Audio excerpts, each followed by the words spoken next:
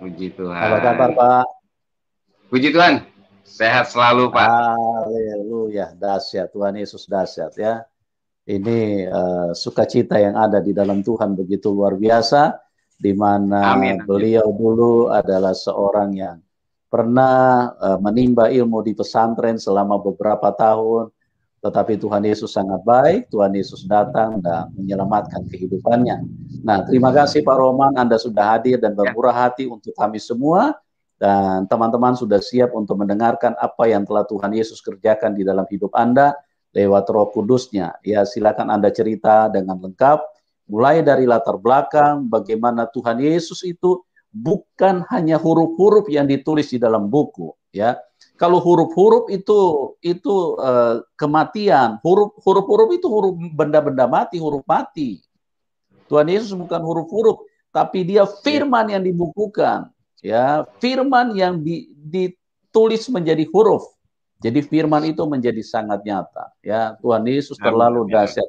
Oke teman-teman, menjadi doa kami buat Anda semua yang belum kenal Tuhan, yang sedang di persimpangan, yang mungkin juga yang anti, yang benci kepada Tuhan Yesus, dengarkan kesaksian ini, ya. Selanjutnya terserah Anda, kalau Anda mau buka hati, Tuhan Yesus akan masuk dan mengubahkan kehidupan Anda, sebagaimana Pak Rohman sudah diubahkan oleh Tuhan Yesus. Oke, Pak Rohman, waktu dan tempat saya serahkan kepada Anda. Silakan Pak Rohman. Salam teman-teman sekalian. Saya perkenalkan, nama saya Ar-Rahman, sebenarnya Ahmad Rohman. Itu nama pemberian dari orang tua saya. Saya dilahirkan dari keluarga Muslim yang taat, dan dari kecil saya dibimbing oleh orang tua saya selalu mengikuti dan mentaati aturan-aturan agama Islam. Mulai dari bangun pagi, terus sampai bermain pun, kemudian sampai saya sekolah, bergaul, kemudian sampai saya tidur pun, semua itu ada aturan-aturan dari agama yang dulu pernah saya anut, yaitu Muslim. Ya. Setelah itu dari kecil saya dididik oleh orang tua saya untuk memperkenalkan agama Islam, mulai dari sholat, kemudian berpuasa, kemudian membayar zakat, terus setelah itu bapak saya sampai naik haji, apa maksud dan tujuannya. Itu terus dari kecil sampai saya sekolah dasar, SD, SMP, nah SMA. Saya yang dari SD, saya di sekolah negeri, itu dari Jakarta, di Petogogan, kemudian pindah saya ke Bekasi, kemudian sekolah di Bekasi, kemudian sampai SMP di Bekasi, kemudian SMA-nya baru saya pindah ke Sukabumi. Orang tua saya mengarahkan saya untuk mengikuti pendidikan di pondok pesantren, yaitu pondok pesantren Al-Mansuriah Sukabumi. Di sana saya dididik tata cara keislaman yang kafah, yang baik, yang benar. Itu di pondok pesantren itu saya selama 3 tahun mengikuti pendidikan di sana. Kemudian dari pertama saya masuk, kemudian diperkenalkan tata cara, aturan-aturan pondok pesantren, yaitu mulai dari bangun pagi, kita sholat subuh berjamaah, kemudian setelah sholat subuh berjamaah, kemudian kita masuk kelas, yaitu ada kelompok. Di sana itu ada kelompok asal daerah masing-masing. Itu kalau misalkan dari Jakarta, misalnya Jakarta Barat, mereka akan masuk ke dalam kelas kelompok Jakarta Barat. Kemudian dari Bekasi juga ikut teman-teman yang dari Bekasi, kemudian dari Tangerang juga ada kelompok yang dari Tangerang. Itu setiap selesai sholat subuh itu selalu ada kelas. Nah, selesai dari kelas yang di sholat subuh itu, dan di dalam kelas itu kita diajarkan bagaimana cara-cara banyak pelajaran tentang Islam, tata cara kehidupan di dalam Islam, kemudian tata cara berkhutbah, kemudian tata cara kita bergaul, itu semua diajarkan di sana. Kemudian selepas dari selesai dari kelas itu, kita langsung kembali ke dalam asrama, yang dimana di dalam pesantren itu kalau laki-laki itu ada dua asrama, yaitu asrama Arkom dan Al-Hikmah. Itu ada dua asrama. Kemudian juga ada kalau putri itu mereka di dalam tempat kiainya masing-masing, itu di asramanya masing-masing. Nah, selesai saya menjalankan sholat subuh, kemudian masuk kelas, pendidikan, selesai sholat subuh, kemudian kembali ke dalam asrama, kemudian kita melanjutkan ke sekolah. Nah, di dalam pondok pesantren tersebut, itu ada sekolah formalnya, di mana saya mengikuti waktu itu, saya tidak memilih aliyah, tapi saya memilih SMA. Nah, SMA itu umum, nah kalau aliyah itu lebih fokus ke dalam keagamaan. Nah, di sana saya belajar di SMA itu, di dalam pondok pesantren, di dalam lingkungan pondok pesantren, itu mata pelajarannya juga sama, ada beberapa masukan mata pelajaran umum, dan tapi di sana ada beberapa pelajaran yang agama Islam, misalkan seperti Quran hadis, kemudian akidah akhlak, kemudian faraid, itu fikih, itu semua itu ada dimasukkan ke dalam kurikulum di SMA pondok pesantren tersebut. Nah, saya sekolah dari jam 7 sampai jam 12, jam selepas zuhur. Jadi jam 7 itu kami sekolah, kemudian jam 10 istirahat, kemudian di dalam istirahat itu kita makan biasanya, kemudian selesai makan, kemudian balik lagi ke sekolah. Nah, kemudian sampai jam 12 itu menjelang zuhur, sholat zuhur. Nah, selesai sholat zuhur itu kita ke dalam masjid yang ada di dalam pondok pesantren. Nah, selepas dari melaksanakan sholat zuhur berjamaah, baru kita kembali ke asrama masing-masing. Nah, di dalam asrama masing-masing itu saya kebetulan di Arkom. Itu di asrama itu ada 12 kamar. Nah, saya ada di kamar nomor 5. Saya ada di kamar nomor 5, kemudian bergaul dengan teman-teman di situ tuh, satu kamar itu ada 6 sampai 7 orang. Kita bergaul, ada yang dari Bekasi, ada yang dari Jakarta, ada yang dari Tangerang, ada yang dari Bogor. Gitu. Nah, selesai sekolah, kita kembali ke kamar, kemudian kita istirahat. Di dalam istirahat itu, kadang kita ada diskusi tentang keagamaan dari teman-teman yang ada di kamar. Nah, selepas dari itu, nanti menjelang asar, kita sudah siap-siap lagi. Kita siap-siap lagi untuk melaksanakan sholat asar. Sholat asar berjamaah di dalam masjid, nanti selepas dari sholat asar itu, kita kembali ada kelas. Mana kelas ini menurut jenjang pendidikannya masing-masing. Itu. Jadi kita membahas biasanya dari kiainya itu kita buka kitab kuning. Itu kita buka kitab kuning, ada kitab Burda, kemudian kitab kitab Riyadus Sholihin itu. Nah, itu kita buka di sana. Kemudian kiainya menyampaikan, kita nyata terus semua. Nah, selepas dari sholat asar, kemudian masuk kelas. Selesai kelas itu jam kita sampai jam 5. Sampai jam 5 selesai, kemudian kita kembali ke asrama. Nah, kemudian kita siap-siap untuk sholat maghrib. Nah, selepas dari sholat maghrib, kita kembali ke musola, kita kembali ke dalam masjid, kemudian kita sholat maghrib berjamaah. Nah, di situ baru selesai sholat maghrib itu kita biasanya ada kiai itu ceramah atau kita ke dalam kelas menurut asalnya masing-masing.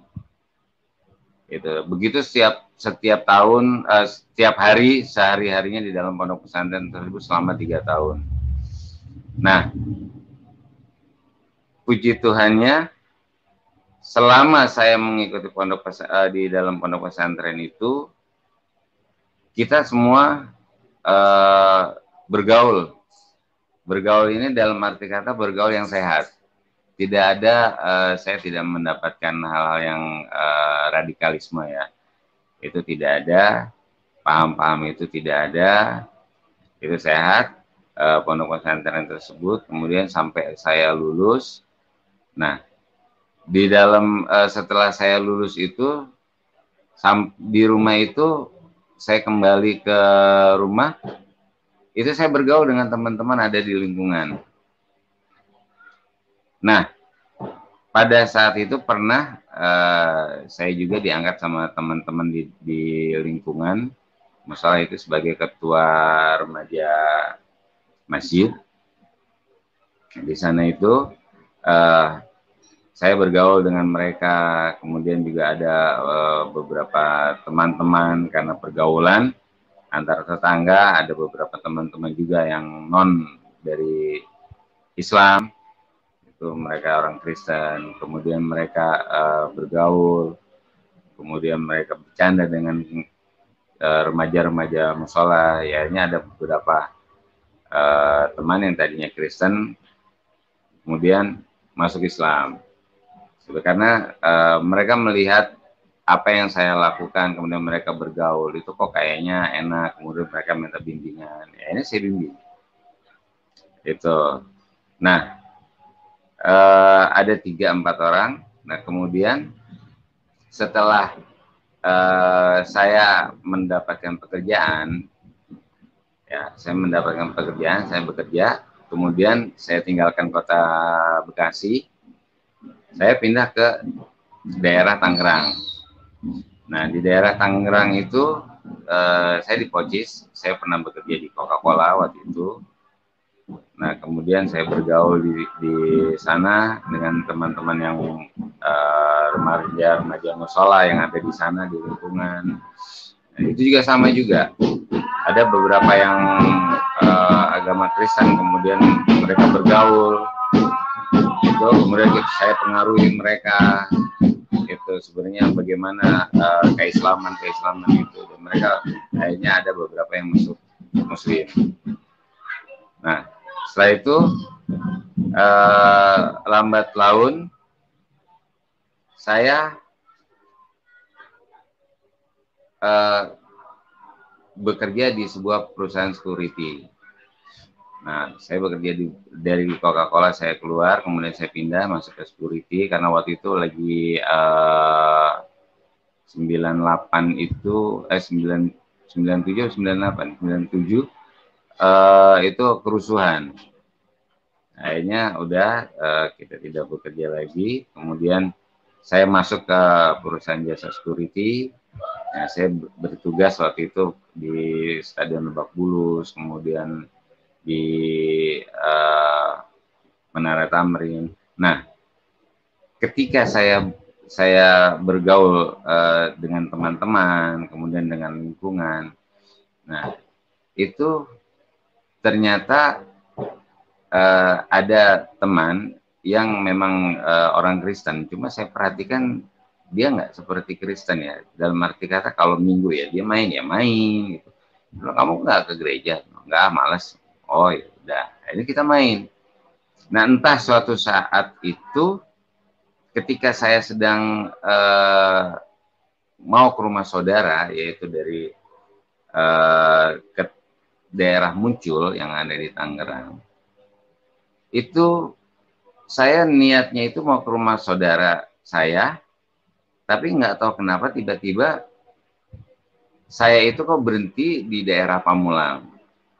Nah, saya berhenti di daerah Pamulang. Loh, kok saya kok berhenti di sini ya?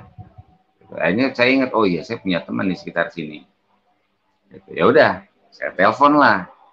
Saya nggak berpikir macam-macam ya saat itu. Akhirnya saya telepon teman saya itu, loh, kamu nggak ke gereja? Saya bilang, oh enggak, kenapa?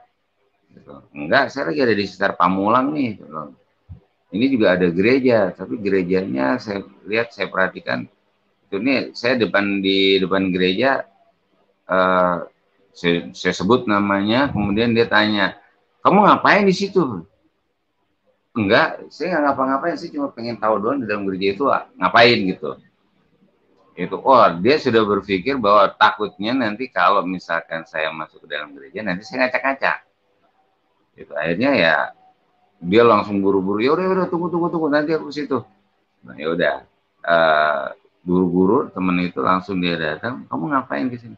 Enggak, saya pengen lihat aja di gereja itu ngapain. Gitu. Dalam pola pikir kemanusiaan saya, dengan saya sebenarnya mau mengislamkan orang Kristen tersebut, gitu, supaya dia masuk Islam, kemudian dia tahu yang benar itu yang mana. Karena dulu yang saya pikir itu yang benar itu agama saya yang dulu, itu karena tidak semuanya itu serba tertata dan ada aturan-aturannya. Itu akhirnya ketika udah ketemu teman saya itu, kemudian saya masuk ke dalam gereja tersebut, kok begitu pas masuk kok nyanyi-nyanyi gitu kan. Saya tanya sama teman saya itu, ini ngapain? Ya ini pujian itu apa? Saya bilang, pujian itu apa? Dia berpikir apa ya di dalam Islam itu? Salawat. Oh salawat, iya. Ya salawat. Oh ya. Ini udah saya ikutin karena nyanyinya bahasa Indonesia, itu akan sangat mudah bagi saya untuk ngerti. Itu saya ikutin. Nah, setelah itu waktunya persembahan. Itu kan dia bilang persembahan. Saya tanya sama teman saya, persembahan itu apa? Nah, persembahan itu apa ya? Dia bilang, dia mikir persembahan itu apa ya? Dia bilang, itu loh yang ngasih duit itu apa namanya? Dia bilang amal. Iya amal ya. Akhirnya ya udah, oh amal, oh ya udah. Gimana kalau kita di Muslim itu kalau ada selesai sholat atau apa itu kan ada suka kotak yang jalan di depan gitu kan, itu amal. Oh ya udah, saya kasih lah. Nah, setelah itu tiba gilirannya pengkhotbah, ya akhirnya saya dengarkan ceramah dari pengkhotbah tersebut. Itu cuma ada satu kata yang membuat tertanam dalam hati saya, itu sampai saat ini itu benar-benar terpatri ya, tertanam benar. Karena kenapa? Ini saya tidak pernah mendapatkan selama saya belajar di dalam Islam. Itu pengkhotbah itu bilang, kasihilah musuhmu, gitu, dan berdoalah untuk orang-orang yang menganiaya kamu. Loh, kok hal seperti ini gitu? Kenapa gitu kan? Kita kok biasanya kan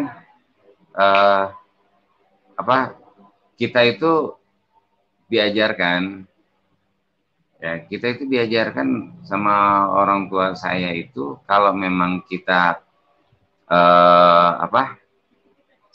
mendapatkan sesuatu, ya kita harus kembali. Itu dalam arti kata, kalau di dalam Islam itu ada hukum kisos. Ya, itu yang saya dapatkan. Oh ini gigi ganti gigi. Itu kalau memang dia matiin orang, ya mau nggak mau ya memang harus dirajam sampai mati. Gitu. Kemudian kalau dia mencuri, dia harus potong tangan. Gitu. Tapi kok ini di Kristen kok justru kita harus mengasihi musuh kita. Itu. Kita harus mengasihi musuh kita, jangankan mengasihi, kita harus berdoa, mendoakan dia gitu. Orang-orang yang menganiaya kita itu bagaimana? Sebenarnya saya nggak ngerti itu hal itu. Itu akhirnya selesai dari khotbah itu, saya tanya sama teman saya, ya udah kalau kamu penasaran, coba aja. Karena di setiap pertengahan minggu itu ada komsel di gereja. Bilang itu ibadah dari rumah ke rumah. Gitu. Akhirnya ya coba, ya udah deh, nanti kalau misalnya itu saya coba mau datang. Itu akhirnya saya coba datang. Pulang kerja saya langsung datang ke tempat komsel. Nah, selesai materi yang dia si pembawa acaranya bicara, terus saya tanya, maaf Pak, ini mungkin saya agak menyimpang dari pembicaraan. Saya mau tanya, ini kemarin waktu saya gereja, itu ada satu kata yang benar-benar membuat saya itu penasaran. Itu gereja bilang, pendetanya bilang, pengkhotbahnya bilang itu, kasihilah musuhmu dan berdoalah bagi orang-orang yang menganiaya kamu. Loh, kok kenapa seperti itu? Itu. Nah, akhirnya pendeta yang berkhotbah waktu komsel, dia bilang ya memang Kristen seperti itu Pak harusnya. Karena Tuhan Yesus sendiri, ya dia itu disalibkan, dia mati, itu diadili itu tanpa dasar kesalahan apapun. Jadi dia menebus dosa-dosa kita, makanya di dalam Kristen itu mengampuni itu paling utama. Oh, saya nggak ngerti, akhirnya tetap oke lah, saya bisa terima. Gitu. Oh ternyata Kristen itu seperti itu. Akhirnya udah selesai, saya kembali ke rumah, saya pinjam Alkitab sama teman saya tuh. Saya pinjam ya, saya bawa pulang. Kapan? Ya untuk baca-baca aja di rumah. Gitu. Ini saya pinjam, saya bawa ke rumah, saya baca lah. Nah, saya baca, kemudian istri saya lihat, kamu baca apaan? Enggak, sebenarnya saya baca buku cerita. Gitu. Ketika dia lihat, ini Kak Alkitab, dia bilang. Ya nggak tahu lah saya bilang apaan gitu. Itu karena ini ceritanya ini sejarah gitu kan. Itu ini banyak cerita-cerita sejarah. Mulai dari kejadian bumi apa segala macam gitu. Ya udah, saya pun baca, dia lihat. Gitu. Nah, memang ceritanya seperti itu, ini ya sudah. Cuma saya buka lagi tuh, saya cari kata-kata yang pendeta waktu hari Minggu itu bilang. Ini apa maksudnya? Itu saya masih tetap penasaran kata-kata itu. Kasihilah musuhmu. Kasihilah musuhmu ini maksudnya bagaimana? Karena selama ini di dalam Islam, itu saya tidak menemukan hal-hal seperti itu. Gitu.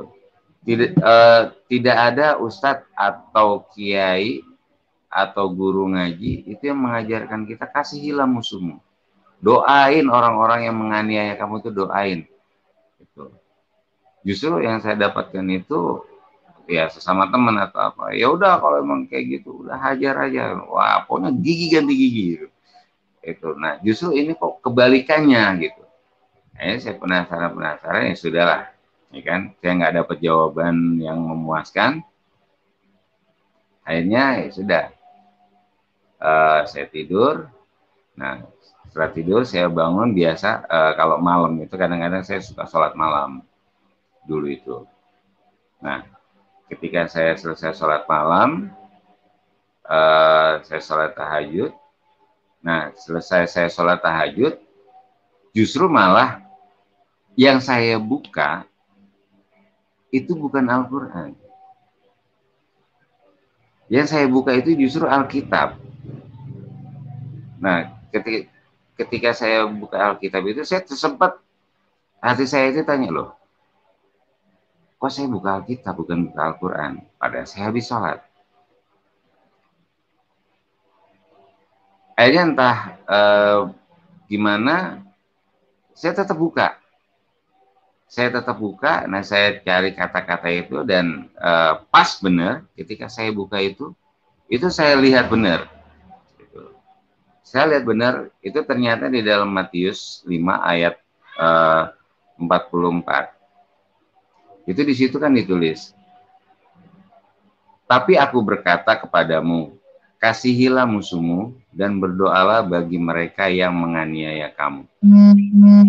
Nah, dalam pola pikir saya, di sini ada tulisan, tetapi aku berkata kepadamu. Loh, aku ini A-nya itu huruf besar. Berarti sebenarnya yang ngomong ini adalah Tuhan. Karena seperti di dalam Islam sendiri, kalau Allah itu, A itu pasti huruf besar. Itu Allah berfirman. Itu. Tapi di sini aku berkata kepadamu. Ini berarti Tuhan yang menyuruh.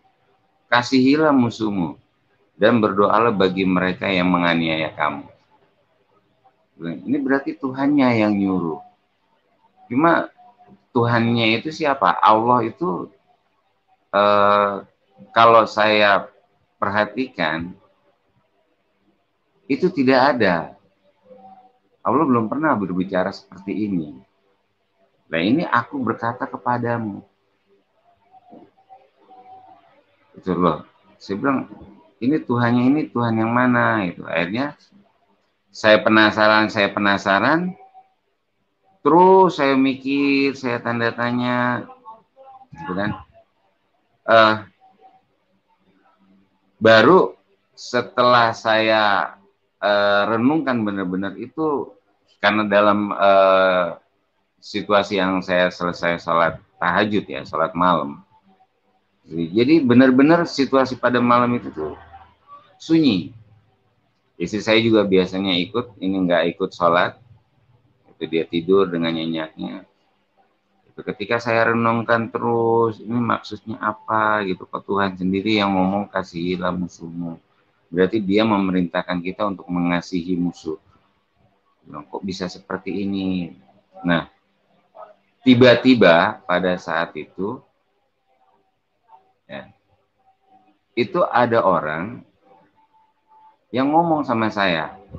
Ini bukan saya yakin pada saat itu saya dalam kondisi yang saya tidak tidur, tapi saya justru merenungkan kata-kata ini.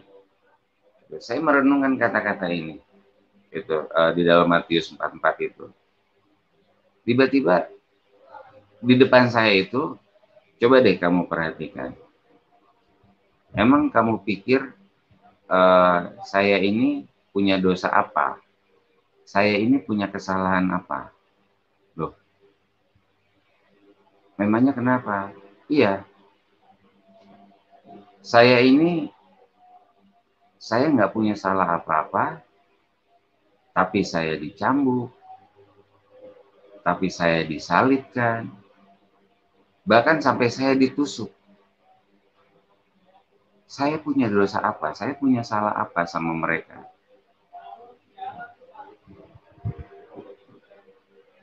Saya pada saat itu saya nggak tahu, saya nggak ngerti orang ini siapa. Itu. Coba kamu lihat tangan saya. Begitu pas saya lihat memang bolong. Nah, ketika itu baru entah bagaimana saya langsung sujud tersungkur. Saya bilang, ya Tuhan, ampuni saya, ampuni saya, ampuni saya bilang. Karena selama ini yang saya lakukan itu ternyata jauh berbeda. Itu.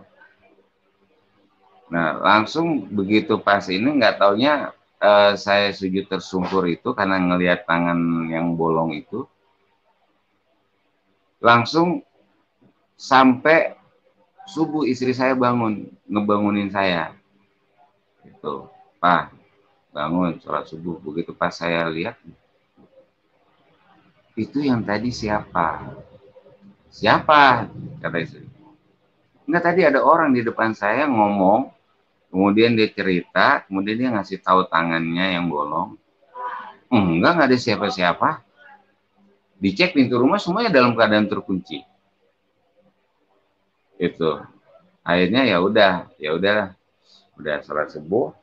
Nah, kata istri saya, jamaah apa? Enggak usah, kamu duluan aja deh. Bilang, kepala saya agak-agak pusing, bilang gitu kan. Akhirnya ya udah, istri saya sholat duluan. Nah, baru saya ambil wudhu. Begitu saya ambil wudhu, saya gelar sajadah, saya langsung duduk. Saya langsung merenungkan kata-kata orang yang di depan saya tadi itu. Coba kamu lihat aku punya salah apa? Aku dicambuk, aku disalibkan, coba kamu lihat tangan aku. Itu siapa sebenarnya, saya bilang. Nah, akhirnya yang tadinya saya mau sholat, itu saya merenungkan itu, saya nggak jadi sholat.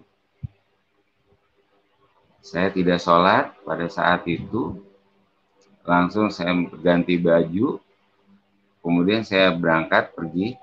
Nah, istri saya juga bahwa saya ini kerja, karena saat itu hari kerja ya. Itu. Nah, selesai itu saya nggak tahu saya arahnya kemana. Tiba-tiba saya itu ngelangkah, kemudian saya bertemu sama orang, bilang, Pak, saya mau dibaptis dong. Tuh, Bapak siapa? Nggak tahu nih, saya bilang gitu.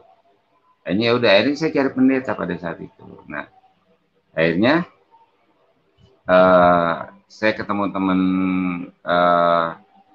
kenal, kemudian ya udah diarahkan saya sama pendeta. Akhirnya saya dibaptis. Akhirnya si pendeta yang terima saya pun agak ragu sebenarnya. Kamu nggak salah. Kamu dari Muslim mau jadi Kristen. Gitu. Enggak, Pak, saya bilang. Karena saya pengen tahu itu yang datang. Akhirnya saya cerita sama pendeta tersebut. Nah, setelah itu bukannya apa-apa. Karena nggak gampang loh jadi orang Kristen. Saya pikir lagi, tapi bagaimana ya, saya bilang. Akhirnya ya udah, saya putuskan pada saat itu saya minta dibaptis. Dibaptislah saya. Saya dibaptis tempo hari itu hari Jumat. Itu di salah satu gereja di daerah Serpong. Nah, selesai dibaptis, itu baru saya tuh ngerasa emang benar-benar kayaknya pikiran saya itu plong ya, terbuka. Kemudian hati saya juga kayaknya tuh kok lega, enak, kok kayak nggak ada beban gitu ya. Itu akhirnya udah selesai dibaptis, saya pulang kembali ke rumah. Nah, selesai di rumah tuh saya yang biasanya di rumah itu ya suaranya agak keras ya, tuh saya jadi pelan gitu kan. Akhirnya begitu pas ini saya bicara sama istri saya, itu saya ngomong, istri saya juga kaget. Akhirnya keluarga semua tahu. Akhirnya dipisah karena takut istri saya nanti masuk Kristen. Akhirnya ya udah, jadi istri saya ini dibawa sama mertua, kemudian saya tinggal sendiri pada saat itu. Akhirnya ya udah, kalau memang seperti itu ya udah, ini saya pindah dari dulu saya tinggal dekat rumah mertua di Ciputat. Akhirnya saya pindah ke daerah Pamulang. Nah, di sana itu saya bergereja. Nah, setiap kali saya bergereja sendiri, itu saya selalu siapkan dua tempat duduk. Maksud saya itu untuk istri dan anak saya. Nah, saya tetap bekerja.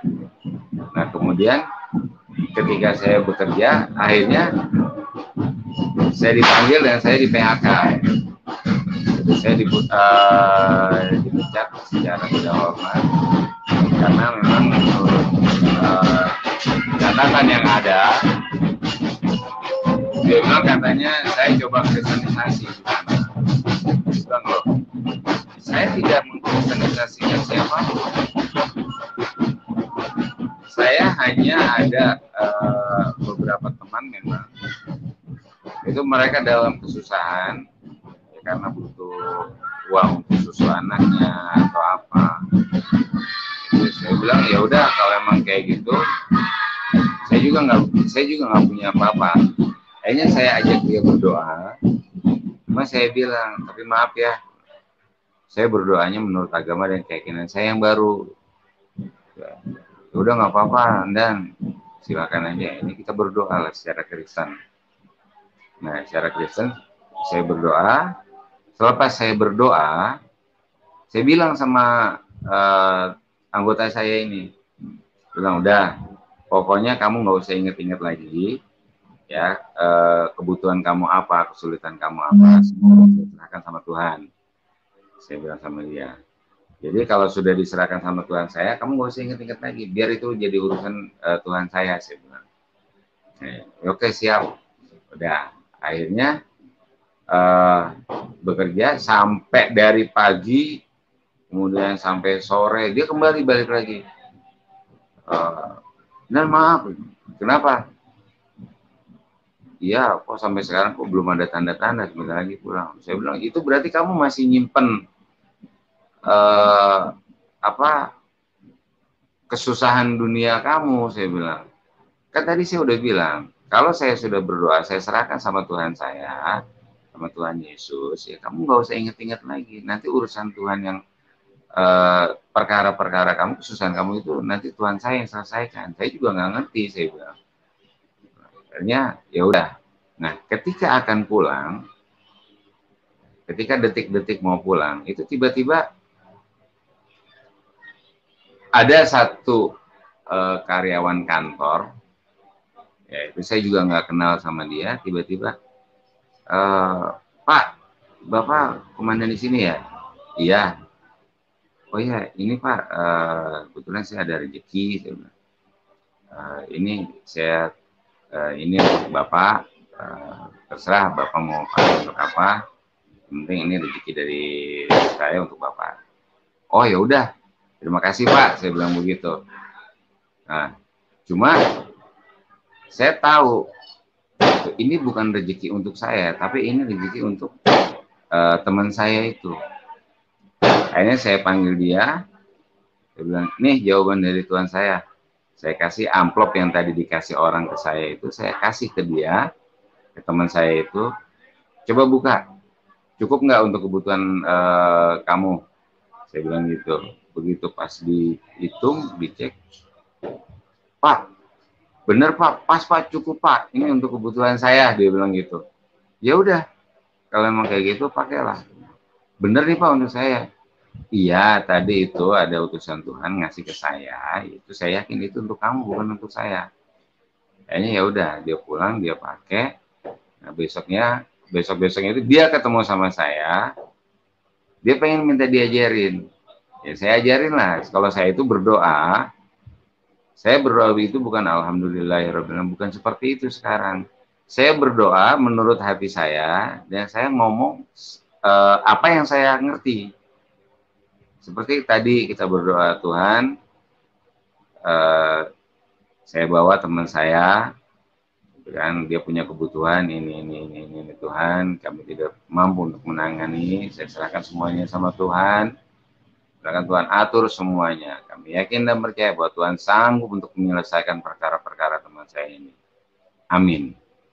Saya kan berdoa cuma seperti itu. Iya Pak, saya pengen Pak bisa berdoa kayak gitu Pak. Ya udah, setiap kali kamu sholat, kamu berdoalah. Tapi dengan bahasa yang kamu ngerti. Saya bilang, kalau kamu berdoa, tapi pakai bahasa yang kamu nggak ngerti, gimana kamu bisa tahu apa yang didoain? Tapi kalau kamu berdoa dengan bahasa yang kamu ngerti, kamu kan tahu. Saya yakin Tuhan itu dia maha sempurna. Dia ngerti segala macam bahasa, dia ngerti. Bahkan kita nggak ngomong aja dia ngerti kok, saya bilang. Itu. Nah kalau kita pakai bahasa orang lain, kita nggak ngerti, ya kita sama aja bohong. Untuk apa kita ngomong? Itu kecuali kalau kita ngomong, kita ngerti, nah kita tahu apa maksud dan tujuannya. Iya iya Pak ya Pak. Nah kemudian ya itu karena mungkin saya disangkanya saya menginjili orang tersebut, jadi takutnya nanti kristenisasi, akhirnya saya di PHK. Gitu. Akhirnya ya sudah, saya keluar dari kantor itu, kemudian saya sendiri, saya bilang aduh Tuhan, saya bilang istri saya sudah diambil, itu saya sudah dipisah dari istri saya dipisah dari anak saya. Sekarang saya dipisah juga dari pekerjaan saya. Saya udah nggak mampu, saya udah nggak punya apa-apa Tuhan. Istri nggak ada, anak nggak ada, pekerjaan juga nggak ada. Saya hanya mengandalkan Tuhan. Itu. Akhirnya udah saya bergereja di daerah Pamulang tempo hari. Saya bergaul dengan teman-teman saya yang ada di Pamulang. Itu di gereja itu akhirnya sehari-hari ya udah saya bilang saya tetap hanya berdoa dan berdoa. Akhirnya saya dapat beberapa pekerjaan, kemudian keluar lagi. Nah sampai saat ini sampai saya diterima lagi. Tapi sebelum saya diterima lagi, ada satu mukjizat Tuhan yang sangat-sangat itu tidak bisa saya lupakan. Ketika saya dipisah sama istri saya, kemudian anak saya juga dipisah, kemudian pekerjaan juga saya nggak punya. Saya kalau gereja itu kan ada 2 kursi yang saya kosongin, itu selalu saya taruh Alkitab dan saya selalu taruh tas kecil saya, tas pinggang. Nah kalau ada yang tanya, Pak ini kosong, orangnya ada dalam perjalanan. Saya bilang seperti itu. Nah setiap kali ada yang tanya, Pak ini kosong, ada Bu, orangnya dalam perjalanan. Gitu. Nah akhirnya ya sudah, istri saya saya cuma berdoa ini untuk istri saya dan ini untuk anak saya, 2 kursi itu. Nah suatu saat saya memang sudah nggak sanggup lagi untuk hidup sendiri. Saya cuma ngomong sama Tuhan, Tuhan tolong carikan pendamping untuk saya, karena saya nggak mau nanti jadi fitnah kalau saya dekat dengan teman yang ini, saya dekat dengan teman yang itu. Saya nanti nggak mau jadi fitnah Tuhan. Saya pengen jodoh yang dari Tuhan. Jadi saya berpuasa. Nah, ketika saya berpuasa itu, saya ambil puasa waktu itu 3 hari. Hari pertama saya belum dapat jawaban, hari kedua saya belum dapat jawaban. Nah, hari ketiga itu selesai saya di gereja itu kalau hari Jumat malam itu ada KKR. Itu salah satu di gereja GBI di Pamulang. Itu ada KKR. Nah ini pas puasa hari ketiga. Ketika saya masuk ke gereja, saya cuma berdoa, saya cuma tagih Tuhan, Tuhan ini hari ketiga loh. Kok sampai sekarang Tuhan nggak kasih-kasih? Kalau memang Tuhan nggak kasih, ya nggak apa-apa. Saya akan tetap lanjutkan saya puasa sampai Tuhan kasih. Sampai Tuhan kirim. Gitu. Siapa pendamping hidup saya? Karena terus terang saya nggak sanggup Tuhan urus sendiri. Saya butuh teman untuk ngobrol, saya butuh teman untuk share supaya saya tidak jadi fitnah. Itu karena anggapan orang-orang nanti kalau saya bergaul dengan teman perempuan siapa, nanti ada kata-kata yang lain. Saya nggak mau timbul fitnah Tuhan. Yaitu udah, saya langsung ikutin puji-pujian. Nah, ketika WL bilang, ucapkan Tuhan Yesus memberkati untuk samping kiri kanan Anda, depan belakang Anda. Makanya ya udah, saya mengucapkan ke depan saya, Ibu Tuhan memberkati ya, Pak Tuhan memberkati ya, samping kiri juga, belakang juga. Nah ketika kanan itu saya lihat, aduh Tuhan masih kosong. Gitu. Tapi nggak tahu kenapa, tiba-tiba muka saya ini kok di apa kayak kayak kalau sekarang itu kayak ditoyor gitu untuk ke belakang. Begitu pas saya lihat tengok ke belakang, saya lihat, tuh, kok itu kayak istri saya. Saya cuma mikir, duh, Tuhan, jadi Tuhan kirim ini. Jadi istri saya ini sebenarnya pendamping hidup saya, Tuhan. Itu. Begitu saya penasaran, saya tengok lagi, iya istri saya. Itu. Padahal kami ini udah terpisah selama 7 bulan. Gitu. Tapi ya udah saya bilang, Tuhan terima kasih kalau memang Tuhan kirimkan ini, Tuhan. Saya yakin dan percaya Tuhan Yesus. Gitu. Akhirnya ya sudah begitu pas ini. Nggak tahu kenapa, tiba-tiba dia juga langsung tetap, apa di sini? Iya, saya di sini. Kamu sama siapa? Diantar. Dia cari katanya ada yang nganter. Bapak-bapak udah agak tua, tapi dia cari nggak ada. Saya bilang ya udahlah nggak apa-apa, kamu ikutin aja. Oh ya udah, itu ya sama seperti saya, dia juga bingung dan kaget karena memang tidak ada apa semua latar belakang Muslim ya. Itu ya udah kamu ikutin aja ini apa. Itu akhirnya yang di depan juga itu ya puji Tuhan saya kenal sama pemusik, kemudian sama WL-nya sama itu ngelihat begitu saya ketemu sama istri saya kan secara nggak langsung karena saya saking senangnya atau gimana itu saya peluk, saya cium kening istri saya yang di depan itu bengong diem, padahal ya maaf lagi nyanyikan lagu-lagu pujian ya. Itu akhirnya begitu saya udah ini, saya bilang udah pun kita duduk dulu. Udah begitu pas duduk, saya langsung bangun lagi. Baru si WL itu langsung, ayo kita sorak sore untuk Tuhan Yesus. Ya, ini ya udah kita tepuk tangan apa segala macam. Akhirnya ya sudah selesai, kita ikuti prosesi ibadah. Nah selesai ibadah, baru saya tanya sama istri saya,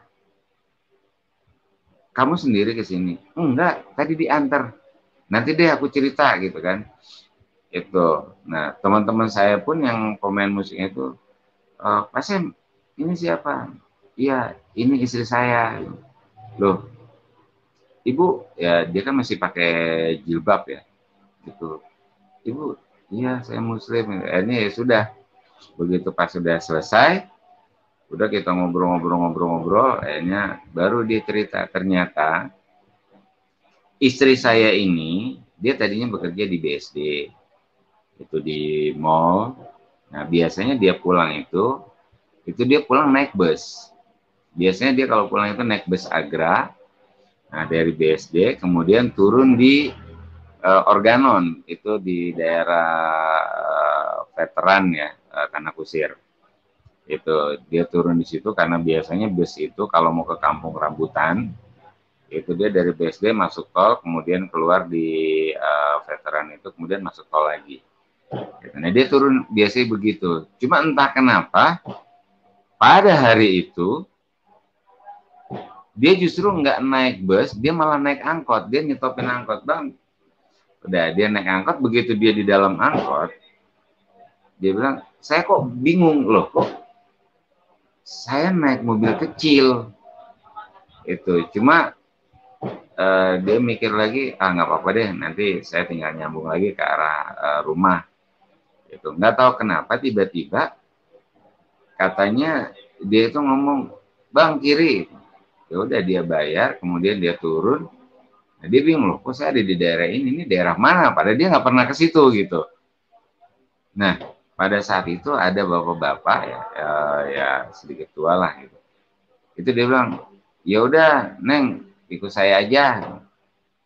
Mana? Enggak, saya ada kejutan sama kamu gitu. Ini udah begitu pas dia ikut loh, kok ini tempat apa gitu. Di depan itu mungkin aser gitu kan. Salam Ibu, apa kabar? Iya, iya, istri saya ngangguk-ngangguk aja gitu kan. Itu. Nah, Cuma dia kan karena ada yang bawa, karena ada yang ngajak gitu kan. Jadi masuk ya masuk biasa aja. Begitu pas ngelihat saya, loh, kok ini papa di sini? Ya ini disitulah kita ketemu. Nah begitu pas dilihat memang dia itu nggak diajak siapa-siapa gitu. Cuma ya itulah, saya yakin dan percaya bahwa itu Roh Kudus yang tuntun dia dari tempat kerjaannya, kemudian bisa bertemu saya kembali di gereja itu. Kayaknya ya sudah, kayaknya saya kasih tahu pendeta saya bahwa ini istri saya, udah ini kita bergereja bersama-sama di daerah Pamulang itu. Nah belum begitu lama saya sudah senang, istri saya balik, kita kembali rukun, kita kembali bersatu lagi itu. Nah ternyata istri saya ini dicariin sama keluarganya.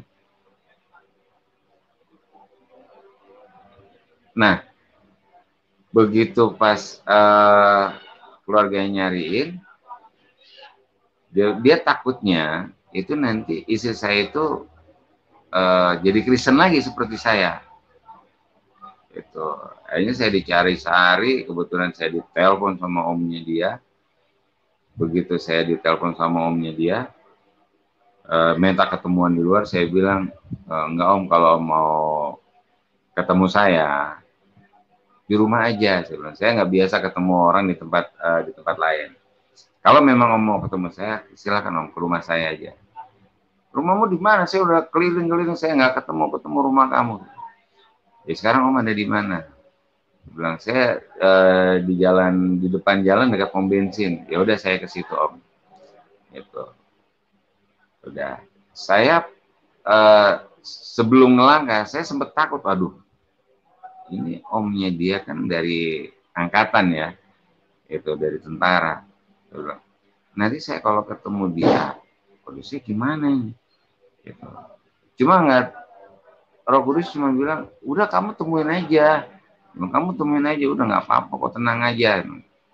Ya udahlah, saya percaya, akhirnya saya temuin, begitu pas ketemu, siang om, siang tante, hanya, ya rumahmu di mana? Itu di sebelah situ. Begitu pas saya ajak ke rumah ini kan udah lingkungan itu dia sudah lewatin berulang kali, tapi dia nggak lihat itu rumah. Dia nggak lihat itu rumah. Tapi dia perhatikan lagi, iya kok. Dia bicara sama istrinya, bener mas, saya sudah kelilingin tempat ini, tapi nggak kelihatan ada rumah di sini. Ya, tapi kok nggak tahu anak ini tinggal di sini gitu. Jadi saya bilang dalam hati saya, oh terima kasih Tuhan, kalau sampai ketemu mungkin saya akan habis. Saya bilang seperti itu. Akhirnya ya sudah. Nah, si istrinya ini bilang, ini kayaknya daerah sini saya kenal deh, ini Ampera ya, dia bilang. Bukan tante, ini bukan Ampera, ini daerah Pocis, saya bilang gitu. Ini masih masuk Pamulang, kalau Ampera kan adanya di Muncul sebelah sana. Loh kok kamu tahu? Iya, saudara saya ada di sana, saya bilang. Saudara kamu ada di sana, siapa namanya? Ya, saya sebutin lah keluarga saya itu. Kebetulan yang tinggal di Ampera itu kakak dari mama saya. Saya nyebutnya Uwa. Saya bilang sama dia namanya Wakasi, kemudian anaknya, terus semua saya sebutin. Kamu anak siapa? Saya anak Haji Edi, saya bilang. Serius? Iya, saya bilang gitu. Nah terus mamamu siapa? Saya sebutin mama saya, kemudian adik saya, kakak saya, semua saya sebutin. Nah dia langsung bilang sama suaminya, Pak, ini ponakan saya. Hah? Serius mah? Ya, dia kenal semua, sama Uwa yang dimuncul juga dia kenal. Langsung begitu mau bicara sama papa saya tapi nggak tahu diangkat apa enggak, dia bilang gitu. Ya udah coba, kayaknya udah saya telepon, ya puji Tuhan, yang ngangkat itu mama saya. Itu, ini ngomong aja, bilang saya nggak mau ngomong. Kayaknya ya udah dia ngomong ini, wah ternyata benar. Ya udah, kayaknya si omnya itu bingung, loh, Kamu tahu nggak tujuan saya ke sini apa? Tujuan saya nyari kamu itu apa? Saya nggak bicara tiba-tiba langsung ngomong. Saya yakin dan percaya itu Roh Kudus. Dia bilang, dalam keyakinan saya yang sekarang Om, semenjak saya jadi Kristen, saya yakin dan percaya orang yang datang ke rumah saya itu pasti bawa berkat untuk saya. Saya bilang seperti itu. Orang yang datang ke rumah saya pasti bawa berkat untuk saya. Karena pasti ada damai sukacita untuk saya. Karena saya dikunjungin sama orang. Tapi omnya itu bilang, bukan. Saya datang ke sini nyari kamu, itu cuma ada dua pilihan. Kamu masuk rumah sakit, atau kamu mati di tangan saya. Karena kamu sudah ajak ponakan saya masuk Kristen. Itu. Wah, langsung pikiran manusiawi saya itu, aduh Tuhan, ini gimana ini kalau di gitu. Ya, akhirnya entah kenapa si omnya itu bilang, cuma saya nggak ngerti kenapa kok akhirnya kok kamu ini ternyata ponakan dari tante saya, dari tantenya istri saya itu. Kayaknya tanpa pikir panjang, dia telepon lah si omnya itu ke orang tuanya dari istri saya. Itu, Pak, saya udah ketemu anaknya, saya juga udah ketemu rumahnya, tapi maaf, saya nggak bisa berbuat apa-apa. Emang kenapa? Terus rencananya gimana? Wah, saya yakin dampaknya itu semua udah mereka susun rencana yang rapi untuk ya minimal saya masuk rumah sakit pada saat itu, kalau enggak ya saya mati. Itu. Iya, ternyata si Rohman ini ponakannya si tante nih, gimana? Hah? Serius? Iya, Pak. Dia sebutin uaknya yang dimuncul, kemudian dia sebutin keluarganya. Nah, itu keluarga istri saya, dia bilang begitu. Ya udah sekarang gini aja, Pak. Ya kesalahan-kesalahan si Rohman, ya nanti saya jelasin lah ke Bapak. Itu nanti saya bertanggung jawab kesalahan-kesalahan ini. Saya yakin dia nggak akan kenapa-napa. Itu. Dalam hati saya langsung teriak, puji Tuhan. Saya bilang, orang yang mau matiin saya ternyata dia yang belain saya untuk saya bisa diterima sama keluarga istri saya. Saya bilang, aduh Tuhan, terima kasih Tuhan. Itu ya, akhirnya yang tadinya rencana om dari istri saya ini mau matiin saya, akhirnya istrinya malah justru ajak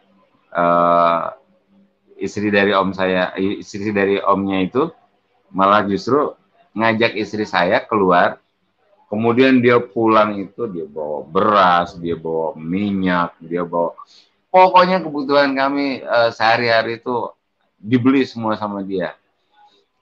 Itu sampai si omnya itu geleng-geleng. Dia bilang, iya ya, apa yang lu bilang tadi itu benar ya. Kenapa om? Iya, lu keyakinan agama lu sekarang bilang tadi katanya orang yang kesini itu pasti bawa berkat untuk lu ya.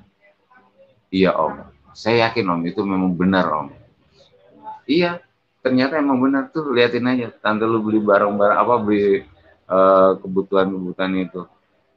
Aduh iya om, maaf ya om ya, saya nyusahin om ya. Kata tante saya, udah nggak apa-apa, ini nggak seberapa kok. Dia bilang gitu. Ini ya udah selesai semua, dia pamit pulang.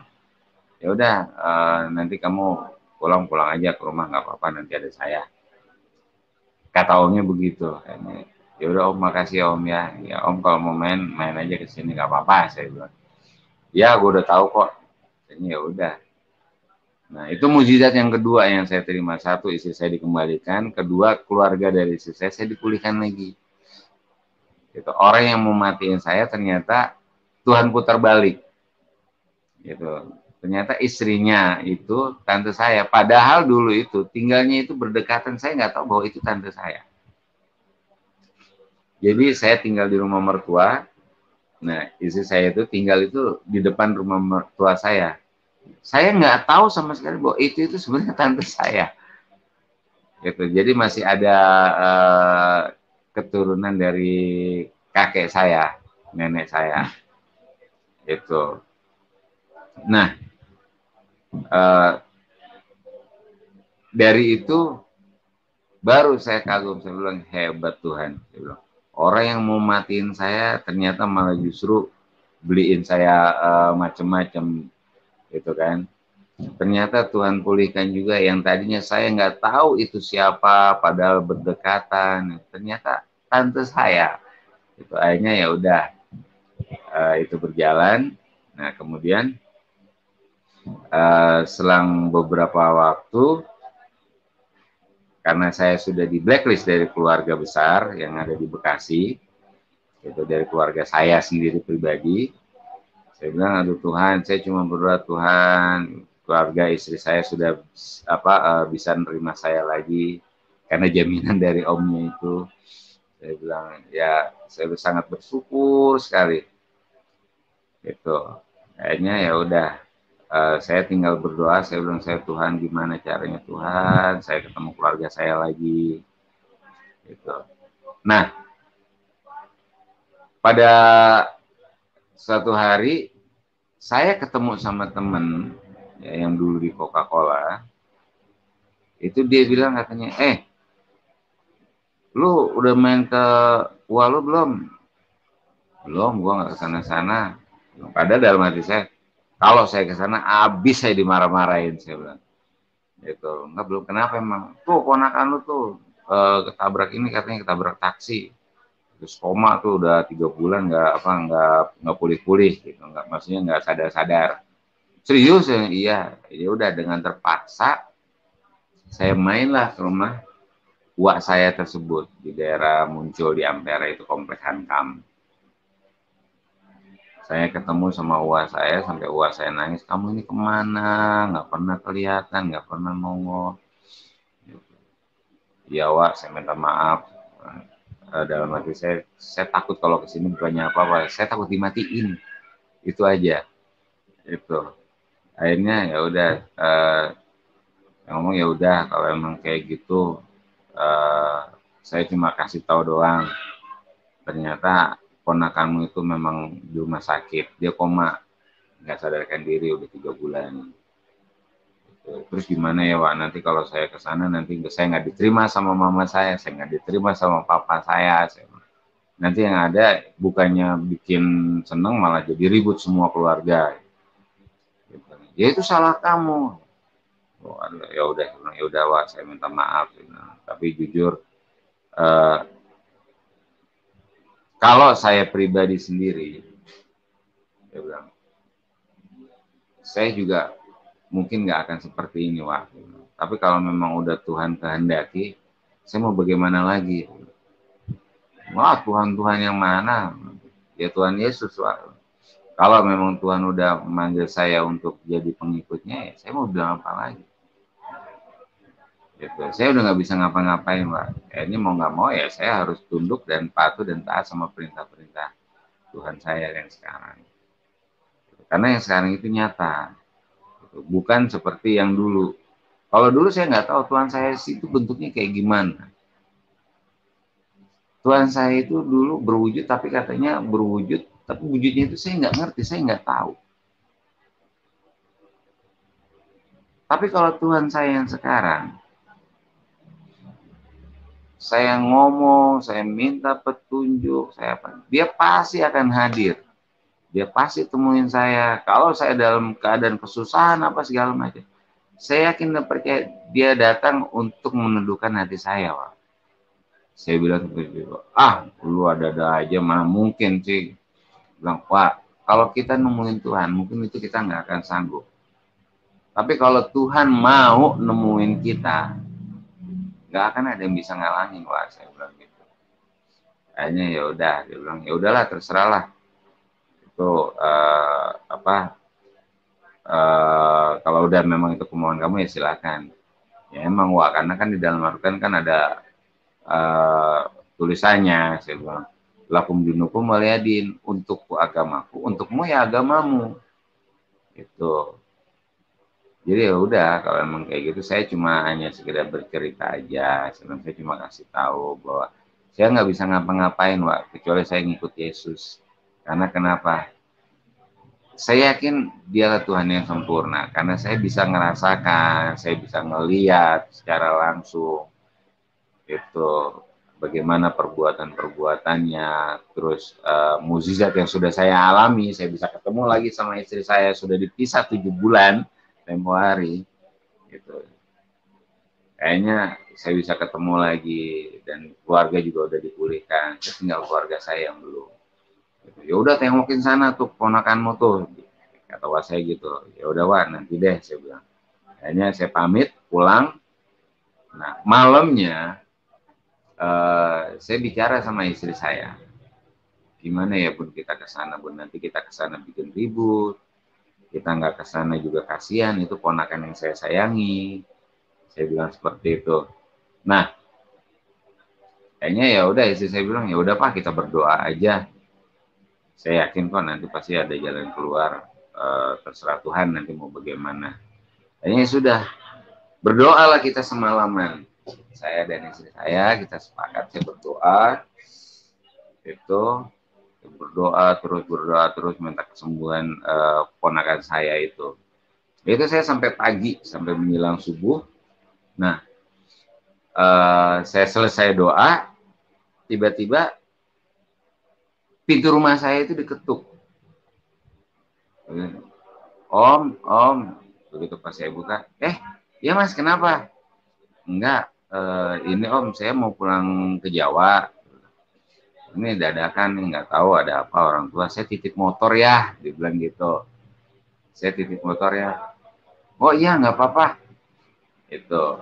Akhirnya saya bilang sama dia, oh iya Mas, boleh nggak motornya saya pakai? Saya bilang, kenapa Om? Enggak, saya mau nengokin keponakan saya sakit. Ini katanya sih koma, itu udah 3 bulan di rumah sakit, nggak sadar-sadar. Saya mau nengokin, boleh nggak? Oh pakai aja kata orang itu. Kata pakai aja Om, nggak apa-apa kok. Itu ya untungnya alhamdulillah dia bilang bensinnya baru saya isi kok, itu penuh. Kalau cuma dari sini ke Bekasi mah lebih lah, dia bilang gitu. Nggak apa-apa. Oh iya Om, ini sekalian uang tanda terima kasih, saya bisa nitip motor sama Om. Oh nggak apa-apa Mas, nggak usah. Nah, ini kan saya boleh dikasih pinjam aja untuk ke Bekasi, saya udah untung, saya bilang. Nggak usah, udah nggak apa-apa. Takutnya nanti di jalan kempes atau gimana. Ya kan Om juga butuh biaya juga. Pikirnya iya juga sih. Ya udah Mas, nggak apa-apa ya. Udah nggak apa-apa. Makasih Om ya. Saya boleh titip motor. Saya yang terima kasih Mas, dia bilang. Saya dipinjemin motor jadinya. Gitu. Nah, ini sudahlah. Orang itu pergi. Saya bicara sama istri saya. Udah Bun, ayo kita ke Bekasi. Tapi kita nggak ke rumah ya. Kita langsung ke rumah sakit aja. Itu supaya nggak terjadi hal-hal yang tidak kita inginkan. Saya bilang begitu sama istri saya. Ya udah Pak, yuk. Nah, ke Bekasi lah ceritanya saya. Nah, saya ke rumah sakit. Begitu saya sampai rumah sakit, saya ketemu resepsionis. Cuma resepsionisnya itu sibuk. Setiap kali saya manggil, Sus, saya mau tanya sebentar Pak. Dia telepon terus, ya kan. Tutup telepon, saya mau tanya lagi sebentar Pak. Ada telepon bunyi lagi. Jadi seolah-olah saya nggak dikasih kesempatan untuk bicara sama si resepsionis rumah sakit itu. Saya nggak boleh bicara ini sama, aduh Tuhan, saya pengen ketemu sama ponakan saya ini di mana, kamar berapa, itu. Nah, ketika saya lagi suntuk seperti itu, saya tanya terus sama Tuhan, gimana Tuhan? Saya tanya lagi, saya balik lagi lihat ke resepsionis, saya mau nanya, masih sibuk juga. Hanya udah di meja resepsionis itu saya cuma lihat kiri kanan, nggak taunya, loh kok itu kayak papa saya bilang. Aduh, saya lagi itu mama saya. Aduh, saya udah di meja resepsionis itu udah, saya udah begini aja. Saya bilang, aduh Tuhan, gimana kalau mereka tahu saya kesini, yang nanti bisa jadi ribut sih. Aduh Tuhan, gimana? Gitu. Nah, begitu pas udah papa saya, itu satu rombongan itu ada papa saya, mama saya, kakak saya, terus kakak ipar saya. Gitu. Nah, nggak tahu itu ternyata tiba-tiba ponakan saya itu justru dia yang melihat saya. Itu Om Rohman, Om, waduh dalam hati saya pakai ngeliat lagi. Kayaknya ya udah, ya loh katanya kamu sakit. Ya Om, makasih Om ya. Om semalam udah datang, Om udah doain aku, dia bilang. Sampai Om mijit-mijitin aku sembuh Om sekarang. Serius, udah sembuh? Iya Om. Nah, akhirnya papa saya juga tanya, emang kamu benar kesini semalam? Enggak Pak. Anak ini bilang katanya kamu kesini semalam. Enggak Pak, saya semalam di rumah. Saya sama istri saya di rumah. Saya cuma berdoa minta kesembuhan untuk anak ini. Ya tapi anak ini bilang katanya kamu kesini semalam. Nah, wah langsung saya cuma nggak bisa ngomong apa-apa. Tiba-tiba bibir saya itu ngomong, itu Tuhan Yesus Pak yang menyembuhkan, bukan siapa-siapa. Langsung orang tua, apa itu? Udah. Kamu ke rumah aja sekarang. Waduh, sedalam hati saya. Saya langsung ke rumah nih, gimana nanti di rumah ada apa nih? Jangan-jangan saya bawa belur, saya diinjak sana sini kan. Itu akhirnya ya sudah. Saya ikutin. Saya bilang, udah kamu naik mobil aja bareng-bareng. Enggak Pak, saya bawa motor. Kalau saya naik mobil, nanti motor saya siapa? Itu boleh pinjam sama tetangga. Saya bilang gitu. Oh ya udah, kamu naik motor aja. Istri kamu ikut mobil aja. Ya Bun, gimana Bun? Istri saya tadinya nggak mau. Ponakan saya yang ngajak, udah tante ikut kita aja yuk. Udah digandeng kayaknya, ya udah Bun ikutin aja. Nurut akhirnya istri saya ikut dalam mobil. Cuma saya berjalan ke parkiran motor sampai saya pakai motor mau ke rumah itu saya cuma mikir, aduh jangan-jangan istri saya diapa-apain di mobil. Dalam hati saya, oh Tuhan tolong. Itu akhirnya ya udah sampailah tiba di rumah papa saya. Akhirnya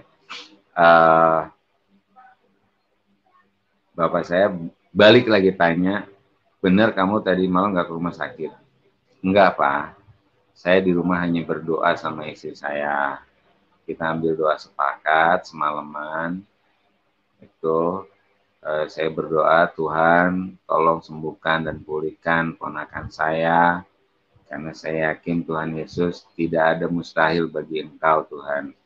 Itu saya menyadari dalam doa itu bahwa saya ini nggak punya apa-apa pas sekarang.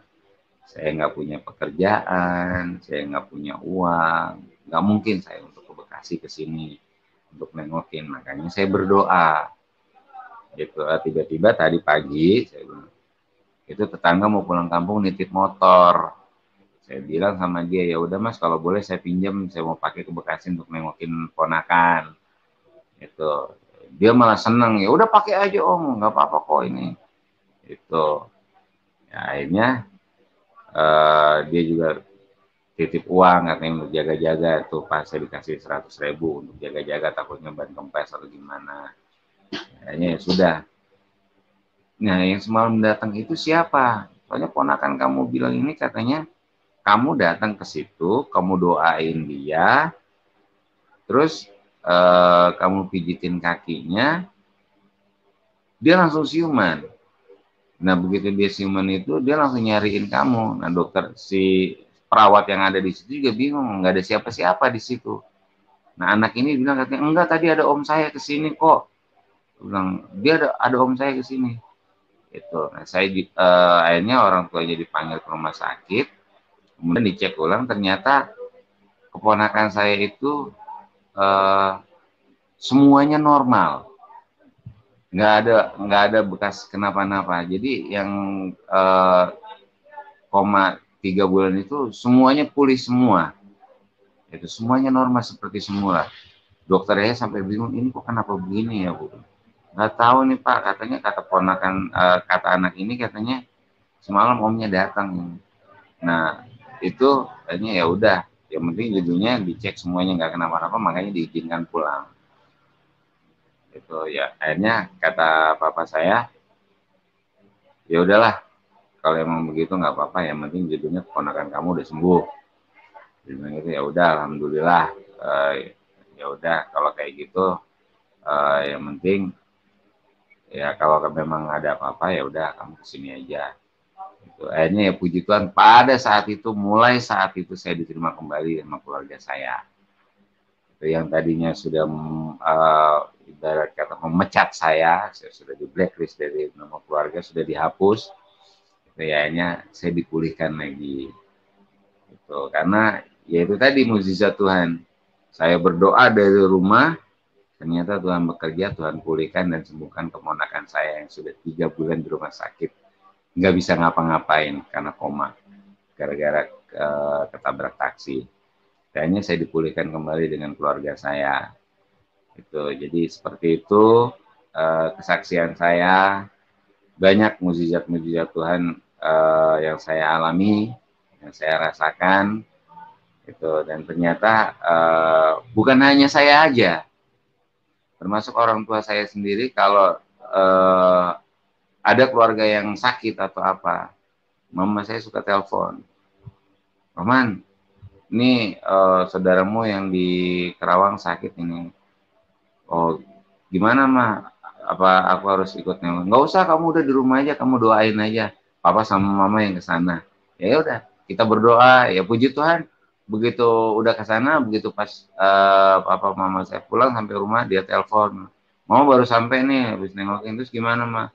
Iya, udah orangnya udah sehat, udah kembali, udah sembuh. Ya udah puji Tuhan mah. Iya ya, alhamdulillah. Ya seperti itu akhirnya. Ada damai sukacita yang saya rasakan sama keluarga, keluarga besar saya, keluarga besar istri saya. Gitu. Jadi inilah kesaksian yang saya bisa sampaikan sama teman-teman. Gitu. Memang memikul salib Yesus itu tidak mudah. Ikut Kristus itu memang tidak mudah, apalagi dari Islam. Gitu. Karena kenapa? Ya semua itu harus dilepaskan semua. Dan saya yakin dan percaya, saya dipisah dengan istri saya dipisah dengan anak saya, kemudian saya dipisahkan dari, saya dipecat dari pekerjaan saya. Saya yakin dan percaya, itu semua untuk memurnikan saya. Itu karena kenapa? Saya yakin dulu kan kita nggak tahu tuh di dalam Islam itu kan banyak roh-roh itu, makanya di dalam Alkitab kan musuh kamu itu bukan darah dan daging, tapi roh-roh itu loh. Nah, saya yakin setelah semuanya itu dilepaskan, semua dilepaskan, roh-roh itu tidak ada, ya ini semuanya dipulihkan. Jadi memang di dalam Yesus itu ada damai sukacita yang kita dapatkan. Terima kasih, itu aja. Saya kembalikan ke Pak Yusuf. Silakan. Ya, puji Tuhan, haleluya, luar biasa ya. Kuasa Tuhan Yesus adalah kuasa yang sangat nyata ya. Amin, amin, amin. Bagaimana kuasa Tuhan Yesus itu dinyatakan baik kepada Pak Rohman, kepada istrinya, kepada mertuanya, kepada orang tuanya, kepada temannya, dan juga banyak lagi yang lainnya. Itu dahsyat. Oleh sebab itu teman-teman, bagi Anda yang belum kenal Tuhan Yesus, lewat kesaksian ini doa kami supaya bisa memberkati Anda semua, dan juga amin. Anda berjumpa dengan Tuhan yang benar dan bisa diselamatkan. Ya. Jadi bukan hanya kami diselamatkan, karena memang Tuhan Yesus mencurahkan kasih-Nya berlimpah supaya semua orang bisa diselamatkan. Oke teman-teman, silakan kalau Anda mau berdiskusi, linknya kami taruh di live chat. Silakan masuk supaya kita bisa saling berbagi, menguatkan pada malam hari ini dengan apa yang dialami atau disaksikan oleh Pak Rohman, ya. Begitu luar biasa, begitu nyata. Jadi memang sangat berbeda dengan orang-orang yang sudah berjumpa dengan Tuhan Yesus, benar-benar hidupnya dipulihkan. Tadi beliau biasanya suara besar kalau pulang ke rumah, tapi begitu berjumpa dengan Tuhan Yesus, dibaptis, suaranya jadi lembut. Ya. Iya. Itulah kuasa Tuhan Yesus, sungguh dahsyat. Ya, jadi memang Tuhan yang benar itu mengajarkan kasih. Tuhan yang benar itu mengajarkan damai sejahtera, menghadirkan kebahagiaan di dalam setiap hidup manusia. Oleh sebab itu, mari teman-teman, jangan berlama-lama. Anda yang di persimpangan, yang sedang mencari Tuhan yang benar, apa yang dibagikan oleh Pak Rohman pada malam hari ini bisa menjadi berkat bagi banyak orang.